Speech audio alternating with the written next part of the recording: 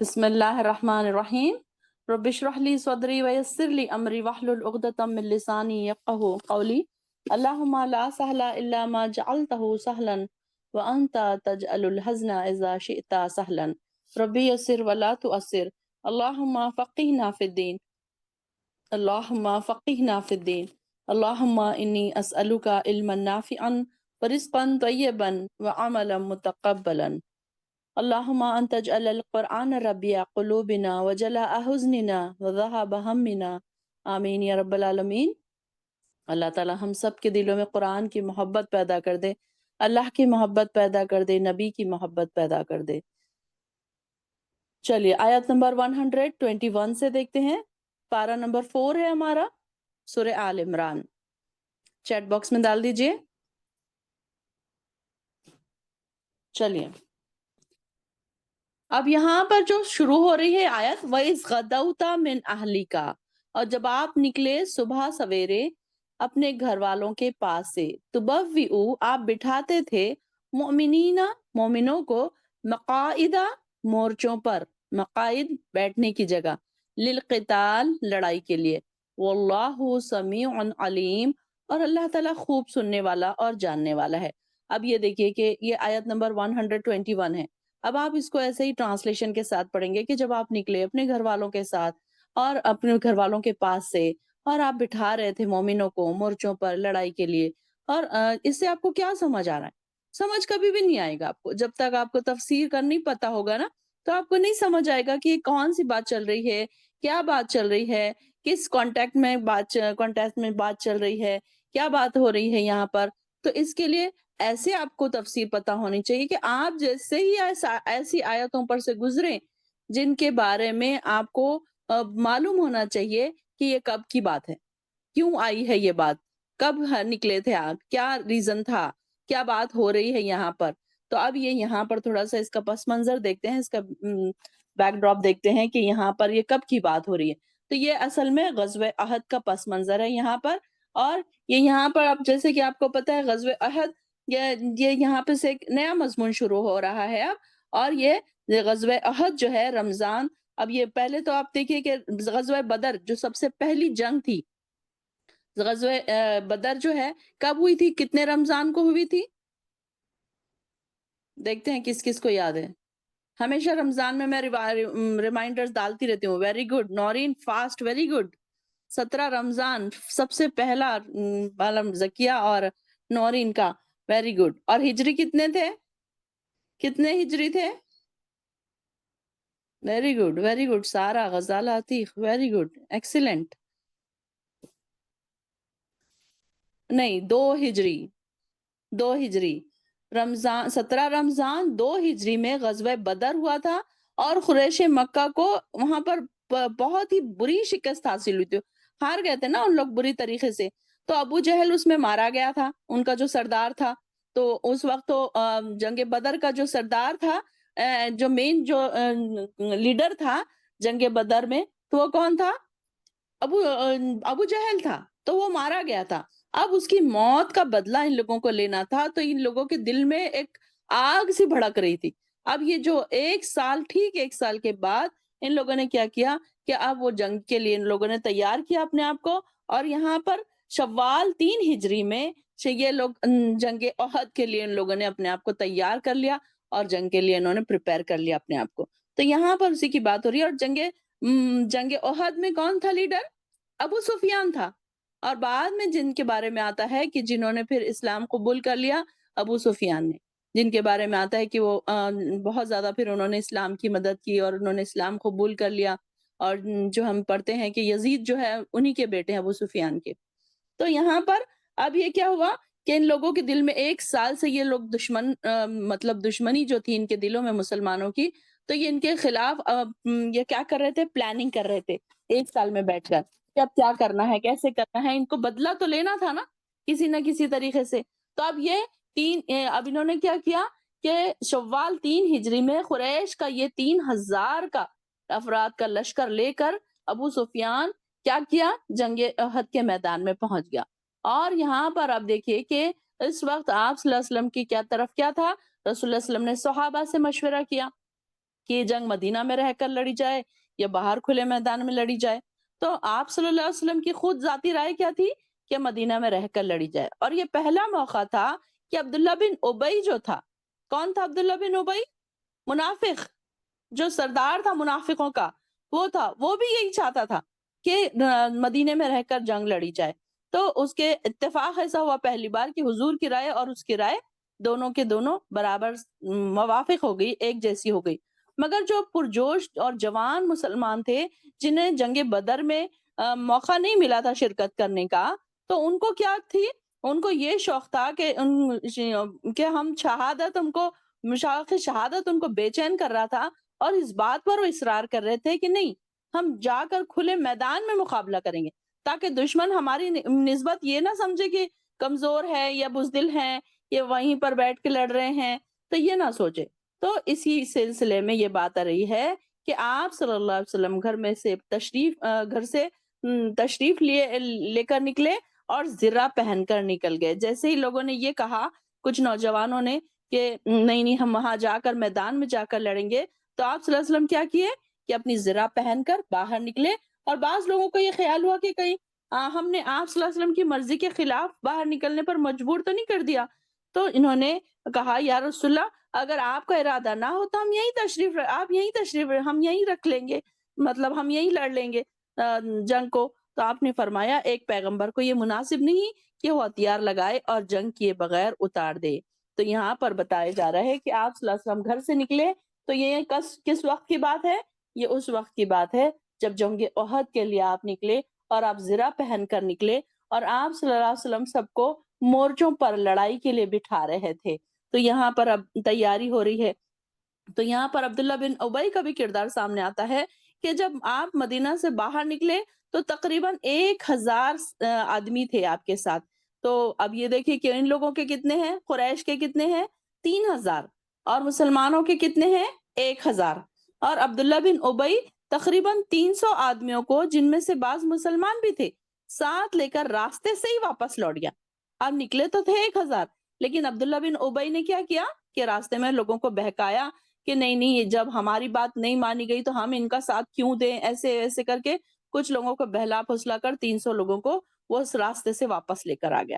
تو اب اس کو یہ لگا کہ کیوں بھائی ہم اپنے آپ کو کیوں خواہ ہلاکت میں ڈالیں جب ہماری بات نہیں مانی گئی، ہم تو چاہ رہے تھے کہ مدینہ میں رہ کر لڑیں، اب یہ لوگ تو وہاں جا کر لڑ رہے ہیں، تو ہم تو نہیں پھر۔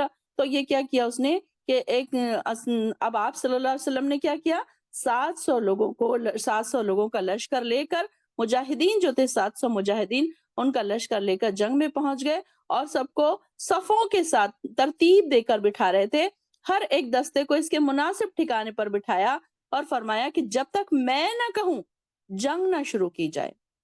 اسی طریقے سے عبداللہ بن ابئی جب 300 ساتھیوں کو لے کر واپس چلا گیا تو انصار کے 2 قبیلوں بنو حارثہ اور بنو سلمہ کے دلوں میں کمزوری واقع ہو گئی کہ کفار کے مقابلے میں مسلمانوں کی اتنی کم تعداد ہے۔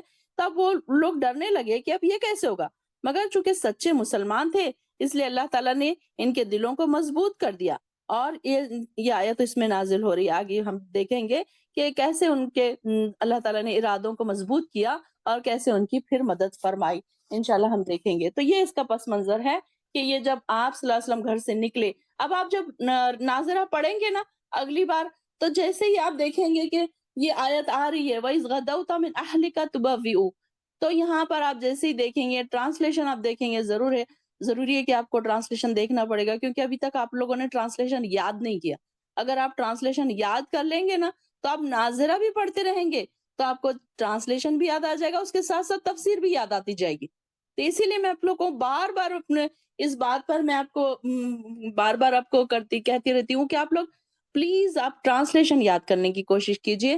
جب ہم لوگوں کو ٹرانسلیشن یاد ہو جاتی ہے نا تو بڑا مزہ آتا ہے کہ ہم کو سمجھ آ رہی ہوتی ہے نا کون سی بات ہو رہی، کس کانٹیکٹ میں بات ہو رہی ہے، کہ کیا ہو رہی ہے یہ بات۔ تو یہ ساری چیزیں آپ کو یاد سننے میں سمجھنے میں پھر ایزی ہو جاتا ہے۔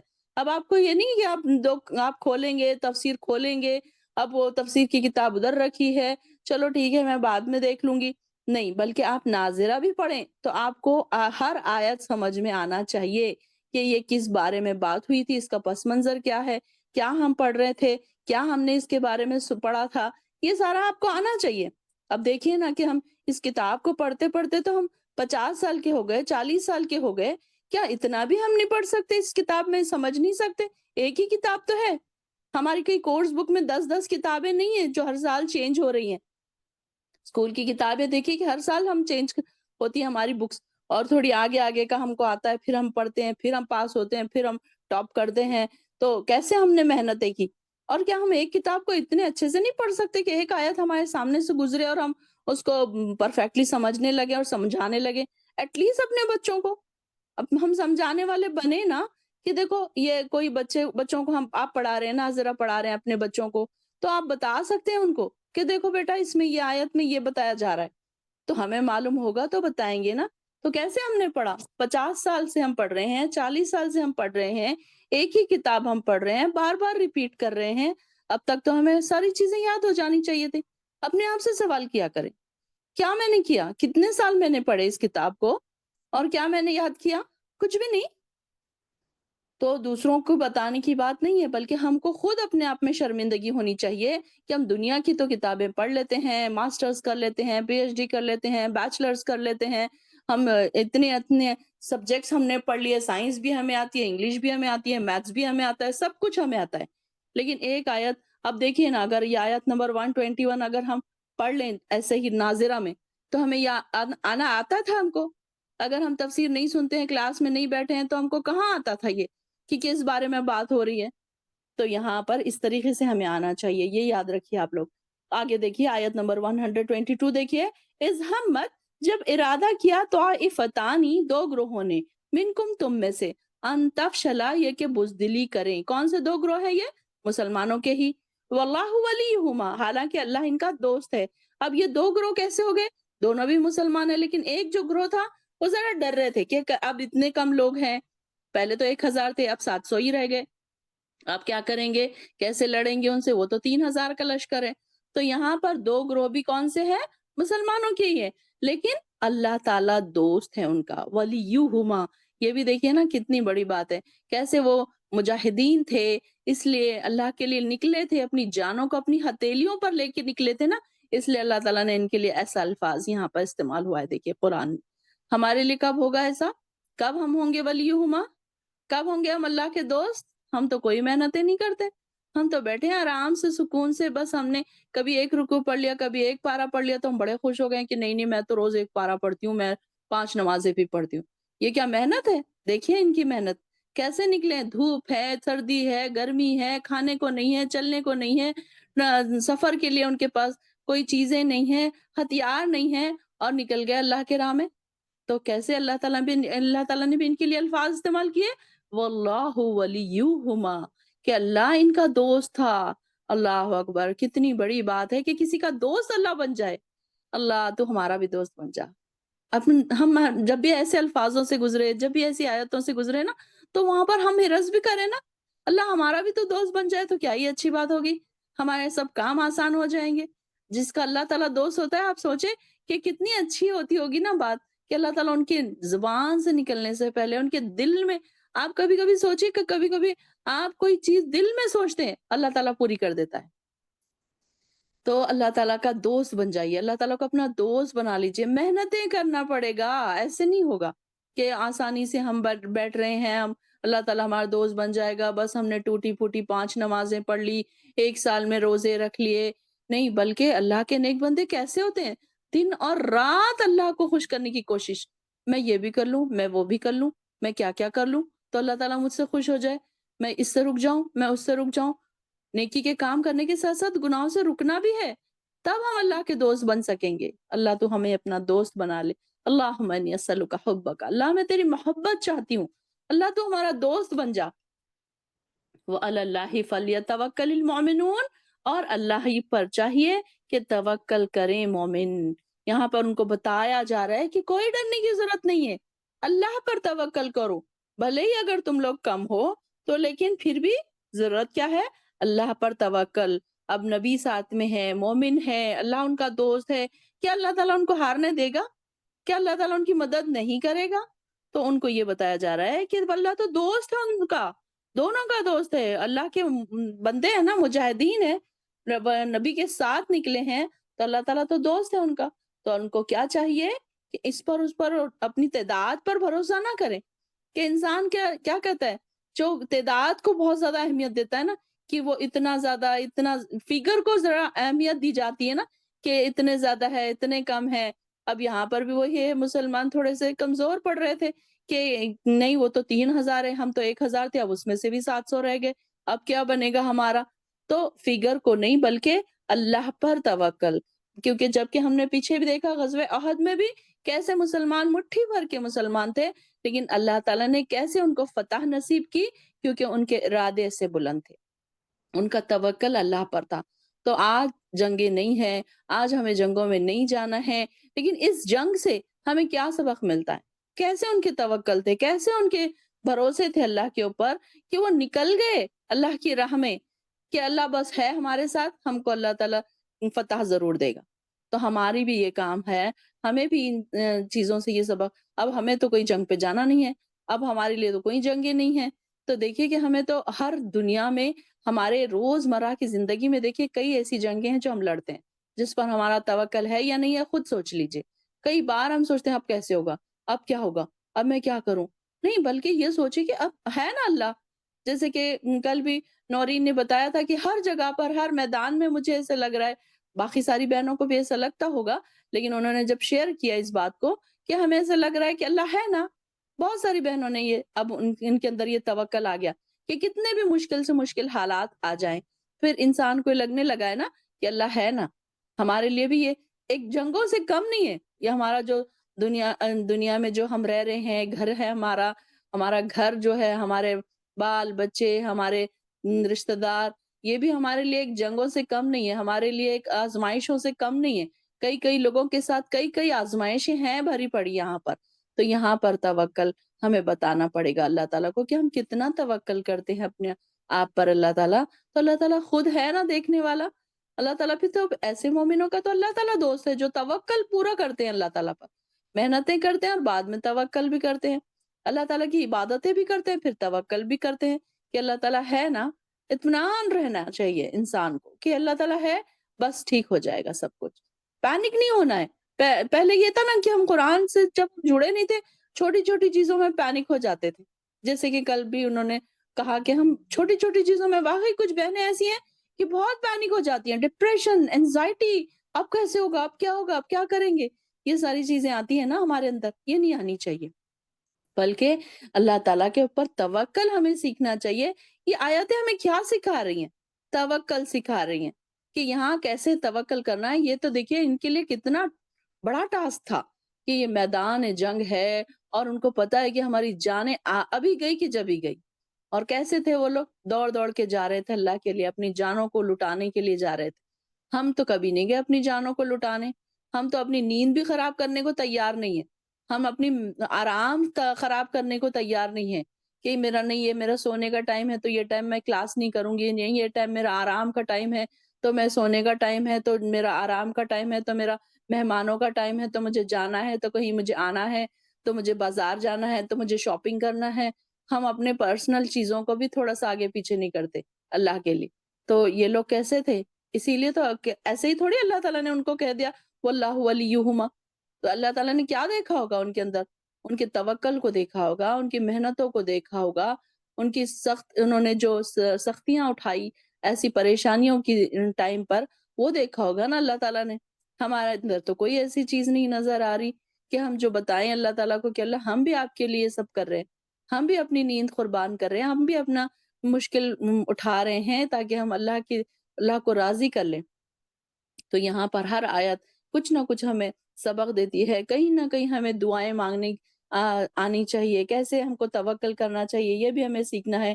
وَلَقَدْ نَصَرَكُمْ، آیت نمبر 123 دیکھیے، وَلَقَدْ نَصَرَكُمْ، اور البتہ تحقیق اللہ نے تمہاری مدد کی، بِبَدَرٍ، بدر میں، وَأَنْتُمْ أَذِلَّةٌ، جبکہ تم کمزور تھے، فَاتَّقُوا اللَّهَ، تو تم ڈرو اللہ سے، لَعَلَّكُمْ تَشْكُرُونَ، تاکہ تم شکر کرو۔ اب جنگ بدر میں بھی دیکھیے کیا ہوا تھا، اتنے سے 313 لوگ تھے اور وہاں پر بھی وہ لوگ 1,000 تھے، تو کیسے اللہ تعالیٰ نے مدد کی تھی؟ کیوں؟ کیونکہ اللہ تعالیٰ ساتھ تھا ان کے، ان کے دیکھ رہا تھا اللہ تعالیٰ ان کے ارادوں کو، ان کے جذبات کو، ان کے توکل کو. تو اللہ تعالیٰ یہاں پر یاد دلا رہا ہے کیا اس وقت نہیں مدد کی تھی میں نے تمہاری، تو اب نہیں کروں گا میں تمہاری مدد. تو یہاں پر ان کو بتایا جا رہا ہے کہ اس وقت ہی تم ڈر رہے تھے، اور یہاں پر تم کو کیا کرنا چاہیے، فَاتَّقُوا اللَّهَ لَعَلَّكُمْ تَشْكُرُونَ، تاکہ تم شکر کرو کہ اللہ تعالیٰ ہے مدد کرنے والا. اِذْ تَقُولُوا، جب آپ کہتے تھے، لِلْمُؤْمِنِينَ، مومنوں سے، أَلَنْ يَكْفِيَكُمْ، کیا ہرگز نہ کفایت کرے گی تمہیں، أَنْ يُمِدَّكُمْ، یہ بات کہ مدد کرے تمہاری، ربکم، تمہارا رب، بِثَلَاثَةٍ آلَافٍ من الملائکت، 3,000 فرشتوں کے ساتھ، منزلین، اتارے گئے. یعنی کہ اللہ تعالیٰ کے، کیا تم کو یہ کافی نہیں ہے کہ اللہ تعالیٰ تمہارے لیے 3,000 فرشتوں کو اتار دے. تو یہاں پر اللہ تعالیٰ نے دیکھی کہ اتنی کم تعداد ہونے کے باوجود بھی اللہ تعالیٰ کہ کیسے ان کو مدد آ رہی تھی، کہ یہاں اتنی کم قلیل مقدار جتنی کمزوری جو تھی ان کی، پریشان ہو رہے تھے کہ مسلمانوں کی ڈھارس بندھاتے ہوئے آپ صلی اللہ علیہ وسلم نے فرمایا کیا تمہارے لیے یہ بات کافی نہیں کہ اللہ تعالیٰ 3,000 فرشتے بھیج کر تمہاری مدد فرما دے، جیسا کہ جنگ بدر میں تمہاری مدد فرمائی تھی. ابھی دیکھیے کہ 3,000 فرشتے اللہ تعالیٰ نہ بھی بھیجے، اللہ تعالیٰ اپنے کن کے کلمے سے ان کو سارے دشمنوں کو ختم کر سکتا ہے. لیکن کیا ہے کہ ان کو ایک ڈھارس بندھانے کے لیے کہ دیکھو تمہارے لیے فرشتے اتارا ہے، اللہ تعالیٰ فرشتے اتارنے والا ہے تمہارے لیے. تو یہاں پر ایک جگہ 3,000 کا ذکر آتا ہے، اور دوسری آیت میں ذکر آتا ہے کہ 5,000 فرشتوں کے ساتھ اللہ تعالیٰ ان کی مدد فرمائی. تو یہاں آگے آ رہا ہے کہ اور کیا نہیں تمہارے لیے کفایت کرے گی کہ جو تمہاری مدد کرے 3,000 فرشتوں کے ساتھ جو آسمان سے اتارے گئے. بلا کیوں نہیں، ان تصبروا، اگر تم صبر کرو، وتتقوا، اور تم ڈرو، یا ویاتوکم، اور وہ دشمن جب آ جائیں تمہارے پاس، من فورہم، اسی دم، ابھی، یمددکم، تو مدد کرے گا تمہاری، ربکم، تمہارا رب، بخمسۃ آلاف، 5,000 فرشتوں کے، مصومین، جو خاص نشان زدہ ہوں گے. یعنی کہ دیکھیے کہ ابھی لڑائی شروع نہیں ہوئی تھی اور یہ افواہ پھیل گئی. اب یہ یہاں پر دیکھیے کہ ان لوگ کو کیسے، ان لوگوں کے لیے اللہ تعالیٰ ان کو ہمت دلا رہا ہے، آپ صلی اللہ علیہ وسلم ان کو ہمت دلا رہے ہیں کہ دیکھیے ایک جگہ آتا ہے کہ 3,000 فرشتے، اور ایک جگہ آتا ہے 5,000 فرشتوں سے اللہ تعالیٰ ان کی مدد کرے گا.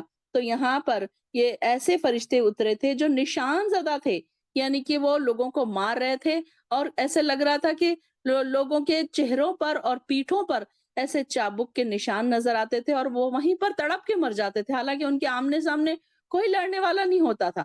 تو یہاں پر بھی یہ بتایا جا رہا ہے کہ یہ کئی لوگوں نے اس بات کا اعتراض کیا کہ نہیں فرشتے کیسے اتریں گے، کیسے نہیں اتریں گے، کہ فرشتوں کی آمد کا ہی انکار کر دیا انہوں نے. لیکن اللہ تعالیٰ نے دیکھی یہاں پر بتا دیا کہ فرشتے اترے تھے، اور وہاں پر کئی لوگوں کی ایسی روحیں قبض ہوئی تھی کہ جن سے پتا چل رہا تھا کہ یہ فرشتوں کی زد میں آ گئے، ان کی مار کے چابک کے زد میں آ گئے.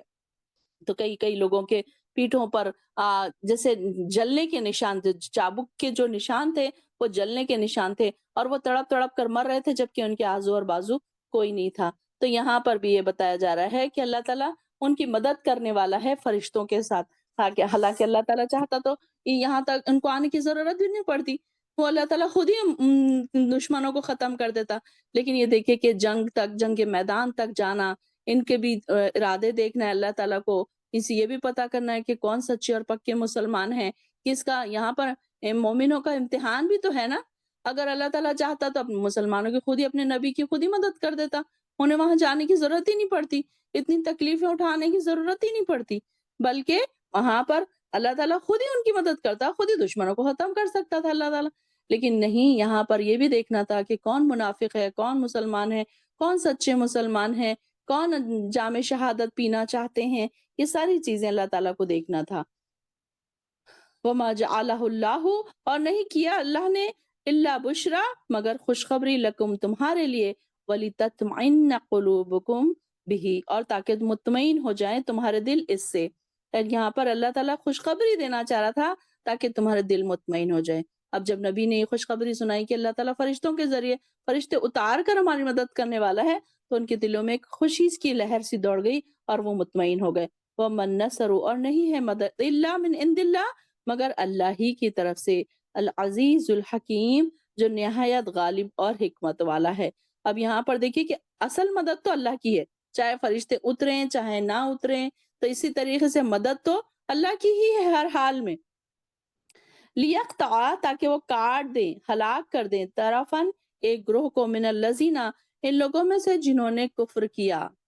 اب یہاں پر دیکھیے کہ غزوہ بدر میں مسلمانوں کی 4 طریقے سے اللہ تعالیٰ نے مدد کی تھی۔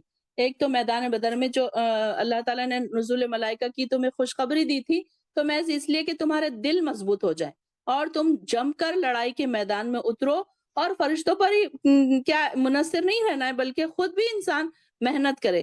تو جنگ بدر کے میدان میں اللہ تعالیٰ نے 4 طرح سے مسلمانوں کی مدد فرمائی تھی کہ یہ کیا کیا تھا کہ ایک تو اللہ نے ہوا کا رخ کفار کے لشکر کی طرف موڑ دیا تھا، تو کیا ہو رہا تھا، ریت اڑ اڑ کر ان لشکروں کو بدحال بنا رہی تھی کہ جب ہوا اتنی تیز چل رہی تھی تو کیا ہو رہا تھا، ریت کے باریک پارٹیکلز جا کر ان کی آنکھوں میں جا رہے تھے اور وہ پریشان ہو رہے تھے۔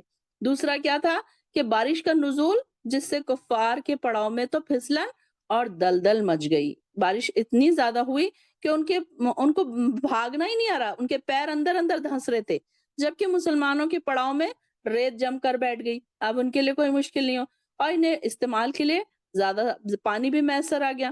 پھر تیسرا کیا ہوا، فرشتوں کا نزول ہوا۔ چنانچہ سیدنا ابن عباس کہتے ہیں کہ آپ صلی اللہ علیہ وسلم نے بدر کے دن فرمایا، یہ جبریل آ پہنچے اپنے گھوڑے کا سر تھامے ہوئے، لڑائی کے ہتھیار لگائے ہوئے۔ دیکھیے آپ صلی اللہ علیہ وسلم کو تو نظر آ رہے ہوں گے نا جبریل، اور ایک دفعہ جبریل علیہ السلام کے پاس، رسول اللہ صلی اللہ علیہ وسلم کے پاس آ کر کہنے لگے، آپ اہل بدر کو کیا سمجھتے ہیں؟ آپ نے جواب دیا، سب مسلمانوں سے افضل، یا کوئی ایسا ہی کلمہ کہا۔ جبریل علیہ السلام کہنے لگے، اس طرح وہ فرشتے جو غزوہ بدر میں حاضر ہوئے تھے دوسرے فرشتوں سے افضل ہیں، یعنی کہ جو لوگ غزوہ بدر میں شامل تھے وہ بھی افضل ہیں، اور جو فرشتے جنگ بدر میں نازل ہوئے تھے وہ بھی افضل ہیں۔ پھر چوتھی مدد کیا تھی؟ مسلمانوں کی مدد کا چوتھا طریقہ یہ تھا کہ کفار کو مسلمان مجاہدین کی تعداد اصل تعداد سے دگنی نظر آتی تھی، یعنی کہ مسلمان کیا سمجھتے تھے کہ ہم زیادہ ہے اور وہ کافر کم ہے، اور ان کو کیا لگتا تھا کہ یہ مسلمان بہت زیادہ ہے، ان کو دگنی نظر آتی تھی، تو ان کے دلوں میں ایک ڈر اور خوف پیدا ہو گیا کہ یہ تو اتنے زیادہ، ہم کیسے ان سے لڑیں گے۔ تو یہاں پر یہ بتایا گیا کہ کیسے اللہ تعالیٰ نے اس وقت ان کی مدد کی تھی۔ لیقطع تاکہ وہ کاٹ کر ہلاک کر دیں، طرفن ایک گروہ کو، من الذین ان لوگوں میں سے جنہوں نے کفر کیا، یکبتہم تاکہ یا انہیں ذلیل کر دے، فینقلب خائبین پھر وہ پھر جائیں نامراد ہو کر۔ لیس لک من الامر نہیں ہے آپ کے لیے اس معاملے میں شیئن کچھ اختیار، او یتوب علیہم یا متوجہ ہو ان پر، او یعذبہم یا انہیں عذاب دے، فانہم ظالمون پھر بے شک وہ ظالم ہیں۔ یعنی کہ آپ صلی اللہ علیہ وسلم کے ہاتھ میں کچھ بھی نہیں ہے، یہاں کہ اللہ تعالیٰ جو چاہے گا وہی کر کے رہے گا۔ اسی طریقے سے کافروں کے 70 سردار اس جنگ میں، ابو جہل کے ساتھ کے سارا لشکر مارا گیا، اس جنگ میں اتنے لوگ مارے گئے تھے ان کے، اور باقی اتنے قید بھی ہوئے تھے، اور باقی جو لشکر تھا وہ ذلیل و خوار ہو کر بھاگ کھڑا ہوا تھا، جن کے بارے میں ان کو تھا کہ ان کے پاس اب کوئی چارہ نہیں تھا بھاگنے کے علاوہ، کیونکہ تھوڑے مر گئے، تھوڑے قید ہو گئے، اب باقی کے لوگوں نے دیکھا کہ یہ تو سارے کے سارے اب قید ہو گئے، تو اب اس سے بہتر کیا ہے کہ راستے سے ہی بھاگ جائے۔ فَيَنْقَلِبُ خَائِبِينَ تو وہ کیا ہو گئے، ذلیل اور پسپا ہو گئے، اور وہ وہاں سے بھاگ گئے ذلیل ہو کر۔ وَلِلَّهِ اور اللہ ہی کے لیے ہے، مَا فِي السَّمَاوَاتِ وَمَا فِي الْأَرْضِ جو کچھ آسمانوں میں ہے اور جو کچھ زمین میں ہے، يَغْفِرُ لِمَن يَشَاءُ وَيُعَذِّبُ مَن يَشَاءُ وہ جسے چاہتا ہے بخش دیتا ہے اور جسے چاہتا ہے عذاب دیتا ہے۔ واللہ غفور الرحیم اور اللہ تعالیٰ بڑا بخشنے والا اور رحم کرنے والا ہے۔ یہ اللہ تعالیٰ کے ہاتھ میں ہے کہ جسے چاہے بخش دے اور جسے چاہے معاف کر دے، جسے چاہے عذاب دے۔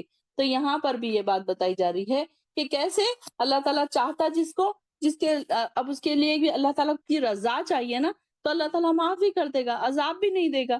تو یہاں پر اب یہ بھی ایک سوال آتا ہے، ایک تو جو فرشتوں کا جو ذکر آ رہا ہے، پیچھے ہم پڑھ رہے تھے فرشتے نازل ہوئے تھے، یہ جنگ احد میں بھی فرشتے نازل ہوئے تھے، تو یہاں پر ایک سوال پیدا ہوتا ہے کہ فرشتوں کا نزول بدر اور احد، جنگ احد دونوں میدانوں میں ہوا تھا، تو اس کے جواب میں یہ کہ بدر میں تو فرشتوں کا نزول یقیناً ہوا تھا اور کتاب و سنت سے ثابت بھی ہے۔ بعض لوگوں کا خیال ہے کہ میدان احد میں بھی نزول ہوا تھا، لیکن اس میں یہ پتہ چلتا ہے کہ اس میں جو مصنف ہے وہ لکھتے ہیں کہ میرا یہ خیال ہے کہ اس میدان میں مسلمانوں سے رسول اللہ صلی اللہ علیہ وسلم کی نافرمانی کی بنا پر ایک غلطی ہو گئی تھی. اس وجہ سے جنگ احد میں کیا ہوا تھا؟ یہ لوگ ہار گئے تھے نا.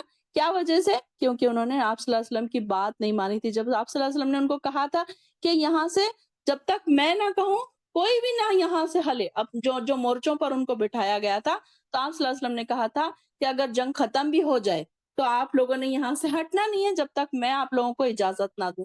جب ان لوگوں نے دیکھا کہ جیسے ہی دیکھا کہ تھوڑی ہلچل ہو رہی ہے، لوگ بھاگ رہے ہیں، اپنے اپنے مال چھوڑ کر بھاگ رہے ہیں، تو یہ لوگوں نے کیا کیا، کچھ لوگ جو مورچوں پر بٹھائے گئے تھے انہوں نے کیا کیا کہ جنگ ختم ہونے سے پہلے ہی، اب ان کو لگا کہ سارے کے سارے لوگ بھاگ گئے، جنگ ختم ہو گئی، انہوں نے اسے محسوس کیا، تو انہوں نے کیا کیا کہ وہاں پر سے ہٹ گئے اور اپنی اپنی جگہوں پر سے ہٹ گئے.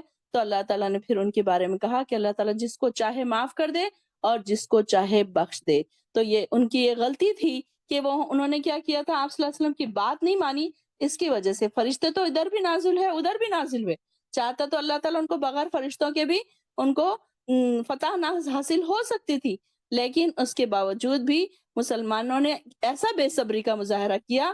تو اللہ تعالیٰ نے پھر کیا کیا، یہ بات بتائی کہ اب چاہے تو اللہ تعالیٰ ان کو معاف کر دے یا چاہے تو ان کو عذاب دے. تو یہاں پر بھی اب دیکھیے آپ صلی اللہ علیہ وسلم کی یہاں پر اب میدان احد کے مزید حالات تو آگے چل کر ہم دیکھیں گے اور کیا کیا ہے. یہاں پر ایک واقعے کی طرف اور اشارہ کرتے ہیں کہ جو اس آیت کے نزول کا سبب بنا وہ واقعہ یہ تھا کہ جنگ احد میں رسول اللہ صلی اللہ علیہ وسلم کا اگلا دانت ٹوٹ گیا تھا اور سر زخمی ہو گیا تھا، اور آپ اپنے چہرے سے خون پونچھتے جاتے اور فرماتے کہ وہ قوم کیسے فلاح پائے گی جس نے اپنے نبی کا سر زخمی کر دیا اور دانت توڑ دیا، حالانکہ وہ انہیں اللہ کی طرف دعوت دے رہا تھا. تو اس موقع پر یہ آیت نازل ہوئی کہ اس موقع پر چند جو مشرکین کا نام لے کر انہیں بد دعا دی لوگوں نے، انہوں نے صلی اللہ علیہ وسلم نے، مگر اللہ تعالیٰ کو کچھ اور ہی منظور تھا. چند ہی روز گزرے تھے کہ جن مشرکوں کے حق میں آپ نے یہ بد دعا کی تھی، اللہ تعالیٰ نے ان کو آپ کے قدموں میں لا کر ڈال دیا اور اسلام کے جانباز سپاہی بنا دیا. اب یہ دیکھیں نا کہ ابو سفیان ہی ہے کہ کیسے ان لوگوں نے آپ صلی اللہ علیہ وسلم کو اتنی تکلیف دی اور کیسے آپ صلی اللہ علیہ وسلم اس میں زخمی ہو گئے، دانت ٹوٹ گیا. تو آپ صلی اللہ علیہ وسلم ان کے بارے میں یہ کہہ رہے تھے کہ کیسے فلاح پا سکتے ہیں یہ لوگ.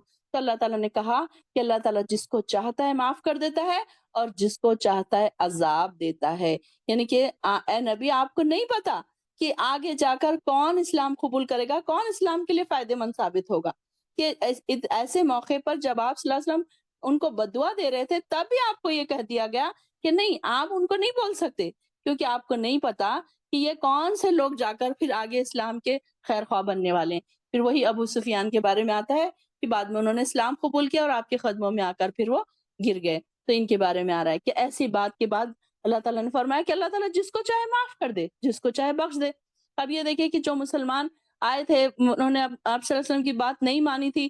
اب یہ تو ان کی غلطی تھی لیکن پھر بھی اللہ تعالیٰ نے ان کو معاف کر دیا.